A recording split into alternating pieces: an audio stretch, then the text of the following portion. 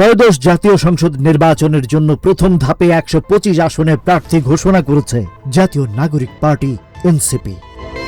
বুধবার 10 ডিসেম্বর রাজধানীর বাংলা মোটরে এক সংবাদ সম্মেলনে এই তালিকা প্রকাশ করা হয়। প্রার্থীদের নাম ঘোষণা করেন এনসিপির সদস্য সচিব আক্তার হোসেন। প্রথম ধাপে ঘোষিত এই ১২৫ প্রার্থীর মধ্যে রয়েছেন পঞ্চগড় ১ আসনে সার্জিজ আলম, ঠাকুরগাঁও ২ আসনে রবিউল ইসলাম, বগুড়া ৬ আসনে আব্দুল্লাহ আল ওয়াকি, ময়মনসিংহ ১১ আসনে তানহা শান্তা এবং সিলেট ১ আসনে এহতেশাম হক। প্রার্থীর নাম ঘোষণার আগে নির্বাচন পরিচালনা কমিটির প্রধান নাসিরউদ্দিন পাটোয়ারি জানান, এবার তারা ব্যালট রেভলিউশনে যাচ্ছেন।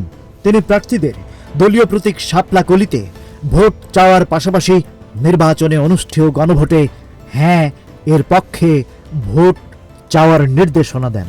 এনসিপি জানায়, তারা ১.৫ বছরের বেশি মনোনয়ন ফর্ম বিতরণ করেছিল। চূড়ান্ত ঘোষণার আগে ঘোষিত প্রার্থীদের বিরুদ্ধে কোনো অভিযোগ থাকলে তা তদন্ত করে প্রার্থিতা বাতিল করা হতে পারে। প্রথম ধাপে মোট ১২৫ আসনে প্রার্থী ঘোষণা করে এনসিপি নির্বাচনের মাঠে তাদের অবস্থান জানান দিচ্ছে।